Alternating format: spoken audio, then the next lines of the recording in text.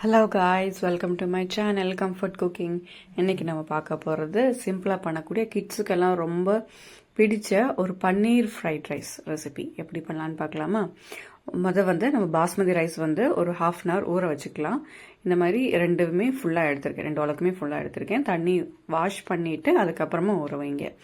சைடில் ஊற வச்சதுக்கப்புறமா நம்ம ஒரு பெரிய பாத்திரத்தில் கொஞ்சம் முக்கால்வாசி தண்ணி, கொஞ்சம் எண்ணெய், இந்த சாப்பாடுக்கு தேவையான உப்பு எல்லாத்தையும் போட்டு நல்லா கொதி வரும்போது சாப்பாடு அரிசியும் போட்டு நல்லா வேக வச்சுக்கலாம். ஒரு 70% வெந்தால் போதும், 70% வெந்தால் போதும். வெந்து எடுத்து வடிகட்டி சைடில் வச்சுக்கோங்க.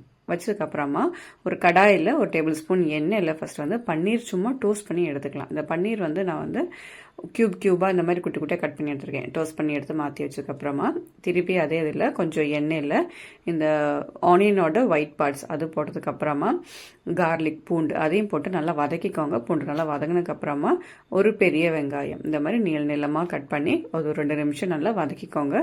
வெங்காயம் நல்லா வதங்கினதுக்கப்புறமா நான் கேபேஜ் ஆட் பண்ணியிருக்கேன் 1 கப்பு. அதுக்கப்புறமா 1 கப்பு கேரட், அதுக்கப்புறமா சிகப்பு குடமிளகாய், பச்சை குடமிளகாய், அதுக்கப்புறமா எல்லோ குடமிளகாய், எல்லா கலர்ஸும் ஆட் பண்ணியிருக்கேன். கொஞ்சம் கலர்ஃபுல்லாக இருந்தால் தான் கிட்ஸ் சாப்பிடுவாங்க. ஸோ கண்டிப்பாக முடிஞ்ச அளவுக்கு ஆட் பண்ண பாருங்கள். எந்த அளவுக்கு கலர்ஃபுல்லாக வச்சுக்க முடியுமோ அந்த அளவுக்கு கலர்ஃபுல்லாக வச்சிங்கன்னா அவங்களுக்கு பார்க்கும்போது அட்ராக்டிவாக இருக்கும். ஸோ நல்லா சாப்பிடவும் செய்வாங்க.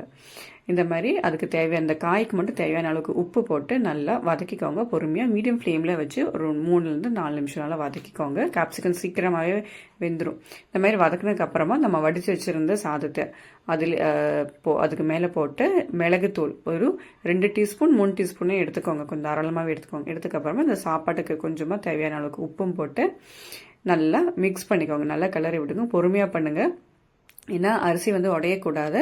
ஸோ எல்லா இடத்துலையும் காயும் வரணும், இந்த பெப்பர் தூள் எல்லாமே வரணும். அந்த மாதிரி கிளறி விட்டதுக்கு அப்புறமா நம்ம பன்னீர் டோஸ்ட் பண்ணி வச்சிருந்தோம் இல்லை கடைசியில், அதையும் போட்டு திருப்பி எல்லாத்துலேயும் நல்லா மேலாப்பில் நல்லா கிளறி விட்டுட்டுக்கு அப்புறமா ஸ்ப்ரிங் ஆனியன் கொஞ்சம் போட்டு திருப்பி நல்லா கிளறி எடுத்தோம்னா சிம்பிளாக பண்ணக்கூடிய பன்னீர் ஃப்ரைட் ரைஸ் ரெடி.